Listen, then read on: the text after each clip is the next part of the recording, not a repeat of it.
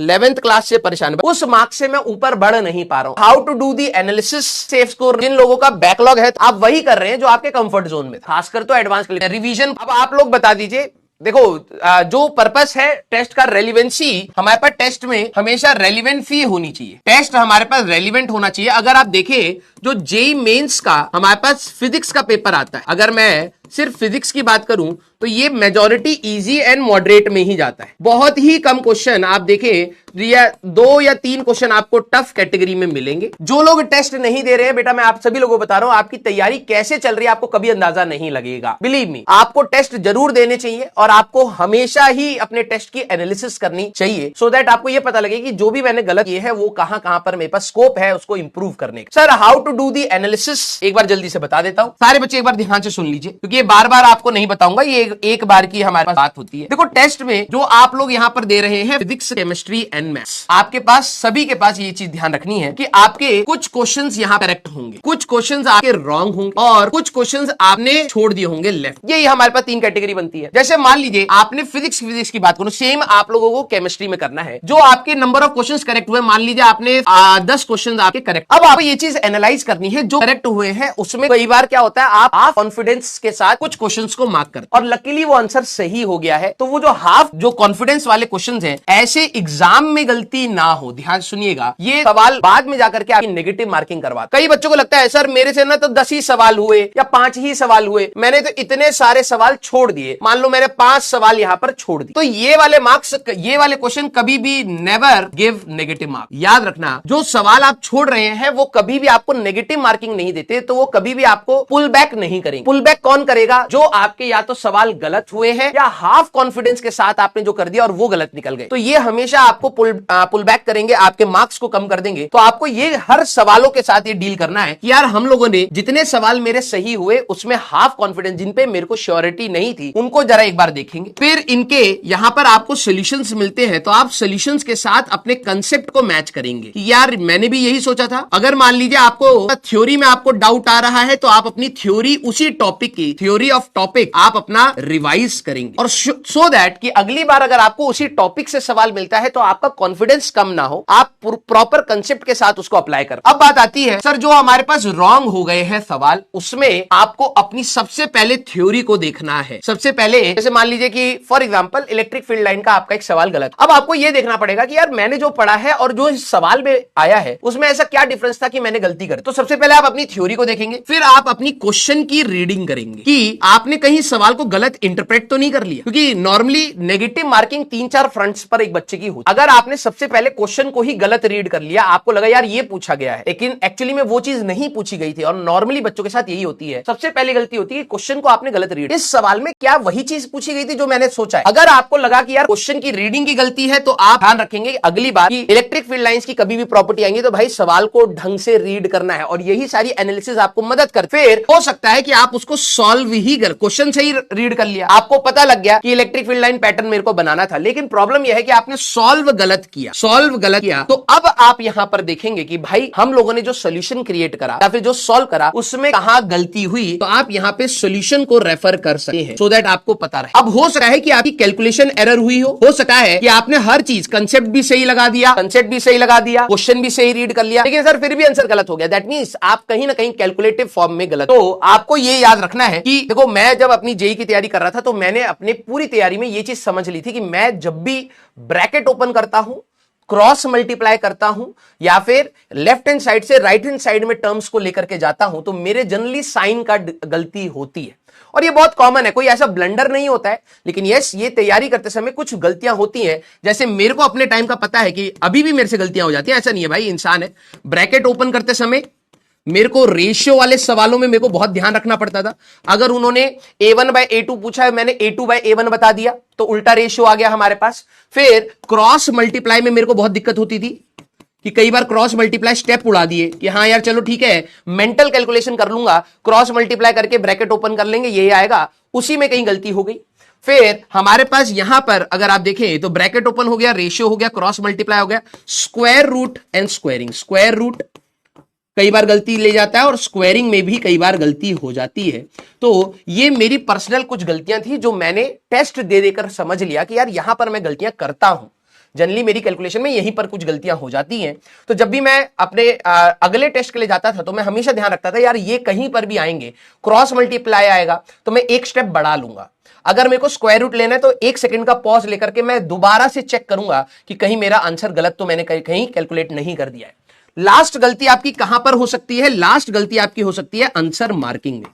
और मुझे जहां तक पता है कई बच्चे हमारे मिसक्लिक करते हैं, तो प्लीज आप ध्यान रखिएगा जब क्लास में आपसे आंसर गलत मार्क हो जाते हैं, आप ए निकाल रहे हो बी मार्क कर दिया गलती से, या आपको ए और बी ऑप्शन सिमिलर से लग रहे थे, इनइक्वालिटी का साइन ध्यान नहीं दिया, आपने ए की जगह बी मार्क कर दिया या बी की जगह सी मार्क कर दिया, तो आंसर मार्किंग अगर आपका इश्यू है तो आप याद रखेंगे कि भाई एग्जाम में जाने के समय हमें अपने आप को रिकॉल कराना है कि भाई जो ऑप्शन हम लोगों ने निकाला है उसको 1 सेकंड एक्स्ट्रा टाइम देकर के प्लीज वेरीफाई कर लें कि हाँ क्या मैं वही ऑप्शन मार्क कर रहा हूं या नहीं कर रहा हूं।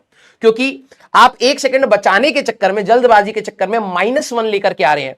आपने अपना 3-4 मिनट उस सवाल पर लगाया भी, मेहनत भी करी, कैलकुलेशन भी करा, और आखिरी में आकर के आपने सिर्फ जल्दबाजी में 1 सेकंड बचाने के चक्कर में पूरा सवाल चौपट कर दिया। तो अब ये हमारे पास होती है। अब मान लीजिए कि ये पूरा का पूरा आपने जितने भी सवाल गलत हुए, आपके 7 गलत हुए, 8 गलत हुए, जो भी आपके सवाल गलत हुए, अब इस पर कई बार आपको लगता है कि यार मुझे इन सवालों में कॉन्फिडेंस नहीं आता है, तब आप करते हैं अपनी एक्स्ट्रा प्रैक्टिस। जो सवाल सही हुए हैं, ठीक है, जो हमारे पास सवाल सही हुए हैं, इनके ऊपर इतनी प्रैक्टिस की रिक्वायरमेंट नहीं है। बच्चों के अंदर क्या नॉर्मल ट्रेंड रहता है, जो आता है उसी को रिवाइज करे जा रहे हैं, उसी के ऊपर सवाल लगाए जा रहे हैं, सो दैट बुरा ना लगे, अच्छा फीलिंग आनी चाहिए। बस सर हमारी तैयारी अच्छी चल रही है, बस वो झूठी तसल्ली के लिए जो आता है उसी को पढ़ते रहते हैं। नहीं, you have to get into uncomfortable situation, जहां पर आप एक बार डिटेक्ट करें कि यार जो सवाल मेरे से नहीं बने या गलत हो गए, थोड़ा बहुत तो आता था मेरे को, है ना, आते हुए सवाल को मैं अगर गलत कर रहा हूं that means it's a blunder for me, क्योंकि आप समय भी दे रहे हैं और नेगेटिव खा रहे हैं। तब आप इन टॉपिक वाइज आप अपने क्या करेंगे, टॉपिक वाइज पीवाईक्यूज ले लीजिए, ठीक है, टॉपिक वाइज पीवाईक्यूज ले लीजिए, या फिर टॉपिक वाइज मॉड्यूल से क्वेश्चंस को, टॉपिक वाइज मॉड्यूल क्वेश्चंस आप दोबारा ट्राई करें, या फिर टॉपिक वाइज जब हम लोग क्लास में भी टॉपिक बाय टॉपिक पढ़ाते हैं तो क्लास के जो आपके क्वेश्चंस हैं उनको सेल्फ सॉल्व करेंगे। अब बच्चे क्या होता है, आंसर रट गए सर, अरे आंसर रट गया मैं मानता हूं, तेरे को पता है इसका आंसर भी है, लेकिन अप्रोच क्या था वो एक बार रिकॉल करना हमें बहुत जरूरी है, तब जाकर के आपकी तैयारी होती है। क्या आपको समझ आया कि how do we do a test analysis? हाँ या ना सारे बच्चे?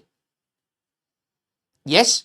तो कई बच्चे क्या होते हैं, सिर्फ टेस्ट दे दिया, मार्क्स कमा के रोने पीटने लगे। अरे भैया उसके आगे का भी प्रोसेस है, समझिए आप कहां गलती कर रहे हैं, और जब आप समझोगे तभी आपको स्कोप ऑफ इंप्रूवमेंट पता लगेगा। अब जो बच्चे टेस्ट ही नहीं दे रहे उनको ये कभी नहीं पता चलेगा कि यार कौन से सही सवाल थे, किसमें हाफ कॉन्फिडेंस था, किसमें मेरा कंसेप्ट सही था लेकिन आंसर गलत मार्क करा, या कंसेप्ट ही गलत लगाया, और कौन से टॉपिक तो मेरे को बिल्कुल ही भनक नहीं लगी कि यार ये टॉपिक का ही ये सवाल था। आपको टेस्ट देना बहुत जरूरी है बेटा। अभी आपके भले 100 से नीचे आ जाए, जेईई मेंस में अगर 100 से नीचे आ गए, बिलीव मी आपको 1 साल और देना पड़ेगा इसी चीज को दोबारा पढ़ने के लिए। तो why not do it in a perfect way? अभी से ही आप कोशिश करें और अपनी सारी चीजों को एनालाइज करते हुए चलें। क्लियर है क्या? यस है ना, वेरी गुड। तो टेस्ट को प्लीज आप सभी लोग अपना एनालाइज जरूर करें, ठीक है। और ये बिल्कुल सही रास्ता है, आपको दर्द देगा, ठीक है। कई बार आपको लगेगा सर मेरे तो आधा 1 घंटा लग गया इसमें करने में, बहुत ज्यादा जरूरी है ये, बहुत ज्यादा, बिकॉज कंप्लीट तैयारी आपकी तभी होती है जब आप टेस्ट को एनालाइज करके फिर प्रैक्टिस जोन में जाते हैं। कुछ बच्चे क्या होते हैं, अपने कंफर्ट जोन की प्रैक्टिस करते रहते हैं, कभी भी मार्क्स सैचुरेशन से ऊपर नहीं जाएंगे। हर किसी बच्चे का, एक बात बता रहा हूं बहुत ध्यान से सुनिएगा, हर बच्चे का एक सैचुरेशन मार्क्स होता है। किसी के 80 मार्क्स के बाद मार्क्स नहीं बढ़ रहे सर, किसी के 120 पर जाकर के अटक गए हैं। अभी तो क्या है, चैप्टर कम थे तो मार्क्स ज्यादा है। अब जैसे जैसे सिलेबस बढ़ेगा, 3-3, 4-4, 5-5 चैप्टर फिजिक्स केमिस्ट्री मैथ्स में जुड़ के आएंगे आपके टेस्ट में, तब आपको लगेगा यार मैं सर 100, 110, 120 के पास अटक गया। कोई बच्चे 170 के पास अटक जाते हैं, कोई 200 के पास अटक जाते हैं। सबको चाह है कि भैया मेरे और मार्क्स बढ़े, लेकिन सर एक सैचुरेशन आ गया है, उस मार्क्स से मैं ऊपर बढ़ नहीं पा रहा हूं। एक्चुअली में उसका रीजन यही होता है क्योंकि आप वही ट्राई कर रहे हैं, आप वही कर रहे हैं जो आपके कंफर्ट जोन में था। अगर आपको अनकंफर्टेबल सिचुएशन में डाला जाए तो डेफिनेटली आप कुछ ना कुछ सीखेंगे, तो वो आपको खुद से करना पड़ेगा कि यार मैं अपने टेस्ट दूं, मैं उन्हीं सवाल की पहले प्रैक्टिस करूं जो मुझे नहीं आता, मैं उन्हीं टॉपिक को पहले रिवाइज करूं जो मुझे नहीं आते। तब आप देखेंगे कि यार आपके मार्क्स जो सेचुरेट हो गए थे 80, उसके बाद हो सकता है 10-20 मार्क्स बढ़ना स्टार्ट करें, फिर सेचुरेशन आएगा, फिर आप स्ट्रेटेजी चेंज करते हैं। क्लियर हुई क्या बात? हाँ, कोई सेफ स्कोर नहीं होता है, मैं आपको पहले ही बता रहा हूं। वो एग्जाम अगर टफ आ जाएगा तो सेफ स्कोर नीचे हो जाता है, अगर एग्जाम इजी आ जाएगा तो सेफ स्कोर बढ़ जाता है। हमें यह देखना है कि कैसा भी एग्जाम आए हम अपना बेस्ट देकर के आ जाए। कोई भी ऐसा सवाल हमारा नहीं छूटना चाहिए जो हमें आता था लेकिन हमने टाइम मिस मैनेजमेंट कर दिया और जिसकी वजह से वो सवाल छूट गया। आपको कभी भी सेफ स्कोर देख करके नहीं तैयारी करनी है, मैं आप लोगों को पहले ही बता रहा हूं, खासकर तो एडवांस के लिए, खासकर तो एडवांस के लिए, क्योंकि कट ऑफ बहुत ऊपर जाती है, बहुत नीचे जाती है। वो डिपेंड करता है कि पेपर किस प्रकार का आ रहा है। तो नॉर्मली बच्चों के अंदर रहता है यार कि हर साल ना 150 मार्क्स तो चाहिए ही होते हैं। ऐसा नहीं भाई, हो सकता है 80 चली जाए, हो सकता है 90, आपके पेपर हो सकता है कि सबसे कठिन आ जाए और दोनों पेपर में मिलाकर के 80 मार्क्स लाने वाले को अच्छे खासा कॉलेज मिल सकता है। तो आपको यह रखना है कि भाई इस पेपर में मैं कितना बेस्ट कर सकता हूं, वो हमारे पास होना चाहिए। क्लियर है क्या? अब जिन लोगों का बैकलॉग है तो भैया अब मैं कुछ नहीं कह सकता। आप लक्ष्य 2.0 आ चुका है तो मैं आप सभी लोगों से रिक्वेस्ट करूंगा, अगर इतना बैकलॉग है कि आप उसको कवर नहीं कर सकते, इस बैच को कंटिन्यू नहीं कर पा रहे हैं, ऑल्दो नया चैप्टर स्टार्ट हुआ है, चौथा लेक्चर है आज हमारा, अगर आप नहीं कर पा रहे हैं तो आई वुड रिक्वेस्ट कि आप लक्ष्य 2.0 से कंटिन्यू करें।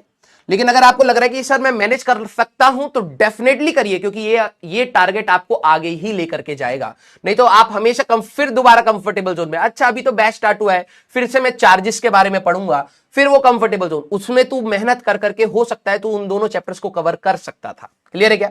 यस, हाँ या ना? कितने बच्चे 11th क्लास से परेशान है? बस ये लास्ट सवाल मैं आप लोगों को बता देता हूं, ठीक है? कितने बच्चे 11th क्लास से परेशान है? थम्स अप कर दीजिए। मुझे पता है मेरे समझाने से अभी समझ तो नहीं आएगा, क्योंकि होता क्या है जब आप तैयारी कर रहे हो तो आपको लगता है कि मैं जिस तरीके से सोच रहा हूं वही बेहतर है, ठीक है? लेकिन ठीक है, वो समय के साथ आपको क्लैरिटी आएगी कि मैं क्या बताना चाह रहा हूं। कितने बच्चों को 11th क्लास के उससे अभी भी इशू है? इशू फॉर कि सर मैं 11th कंप्लीट नहीं है, 11th नहीं आती, इसकी वजह से मैं 12वीं नहीं कर पा रहा। ऑल्दो मैं वैसे भी पहले क्लियर कर चुका हूं, लेकिन फिर भी मैं बता देता हूं सो दैट आप लोगों को कुछ डायरेक्शन मिले कुछ समय तक, क्योंकि इसके बाद 10 दिन के बाद आप फिर से उसी कंडीशन में आएंगे। मुझे पता है 83% है जो बच्चे कह रहे हैं कि सर मेरी 11th क्लास की दिक्कत है। अब मैं आप लोगों को यहां पर क्लियरली बोल रहा हूं, जो बच्चे ये सोच रहे हैं ये अपना कबाड़ा कर रहे हैं और कुछ नहीं। This is not a problem for you. अगर आप अपने पुराने पास्ट की वजह से ही अपना प्रेजेंट खराब करना चाहते हैं, that is totally up to you कि आप उसको कैसे आगे लेकर के चलते हैं। जो भी चीजें यहां पे यूटिलाइज होती हैं या तो वो आपको बता दी जाती हैं फ्रॉम द बेसिक्स, या फिर इतनी नॉमिनल और इतनी छोटी चीज होती है कि आप उसको उसी समय सीख करके आगे बढ़ सकते हैं। लेकिन अगर आपका मेंटल ब्लॉकेड है कि नहीं भैया मेरी 11th की वजह से 12वीं नहीं सुधर रही है, तब रियलिटी में आपकी 12वीं खराब होने वाली है, क्योंकि आप आगे बढ़ना नहीं चाह रहे। रिवीजन प्रॉब्लम बेटा आप लोगों की, एक चीज मैं आप लोगों को बता देता हूं, जब भी आप लोगों के सामने कोई भी प्रॉब्लम आए ना, एक बार ये सोचा करो जो आपके बैच में टॉपर बनेगा, जिसका भी सिलेक्शन होगा, क्या वो तुम्हारे इस एटीट्यूड के जैसे ही काम कर रहा होगा या सॉल्यूशन फाइंड कर रहा होगा? ये अब तुम्हारे ऊपर है। क्योंकि एक्चुअली में प्रॉब्लम ये है कि आप लोग बहुत, वैसे तो आप लोग बहुत हार्ड बन चुके हो, ठीक है, लेकिन अपनी प्रॉब्लम्स को लेकर के आप हमेशा सॉफ्ट रहे। उल्टा होना चाहिए, दुनिया के लिए आप सॉफ्ट रहिए लेकिन अपनी प्रॉब्लम्स के लिए हार्ड रहिए। मतलब अगर आपकी लाइफ में कोई प्रॉब्लम है, रिवीजन की प्रॉब्लम है, तो आप हार्ड डिसीजंस लीजिए कि भाई मेरे को प्रॉब्लम, एक मेरे मेंटल ब्लॉकेड बन रखा है कि मेरी रिवीजन नहीं है, तो I have to find time. मेरे बोलने से तू रिवाइज कर लेगा क्या? और अगर कर लेगा तो मैं कहता हूं भाई कल से रिवाइज कर और पूरा सिलेबस जल्दी खत्म कर दे। नहीं हो पाएगा ना ऐसे, क्योंकि प्रैक्टिकलिटी वो चीज है ही नहीं।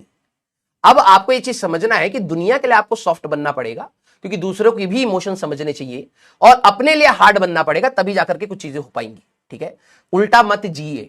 आप लोग हमेशा उल्टा जीते हैं, सर मेरा रिवीजन नहीं हुआ, मेरा 11th नहीं हुआ। भाई सॉल्यूशन फाइंड करिए, आपके पास 24 घंटे। भगवान ने टॉपर को भी 24 दिए हैं, आपको भी 24 दिए हैं। अब आप मेजॉरिटी टाइम रो करके निकालना चाहते हैं या फिर मेहनत करके निकालना चाहते हैं, this is always up to you. ठीक है, क्या डिसाइड करना चाहते हैं प्लीज उसको डिसाइड करिए। आप प्लान बनाइए, अगर आपके पास समय बच रहा है रिवीजन का, आप प्लान बनाइए, खुद से बनाइए कि हाँ यार मैं इतना ही कर पाऊंगा, और इतना बड़ा प्लान मत बनाइए कि आप फॉलो ना कर पाए। छोटे छोटे प्लान्स बनाइए कि यार चल ठीक है, आज मैं 10 पन्ने ये इसके रिवाइज कर लूंगा, 5 पन्ने इसके रिवाइज कर लूंगा, केमिस्ट्री के 2 पन्ने इसके रिवाइज कर लूंगा। बस जितना ऐड कर पाओ इस तैयारी में, उतना ही आपके लिए काफी है।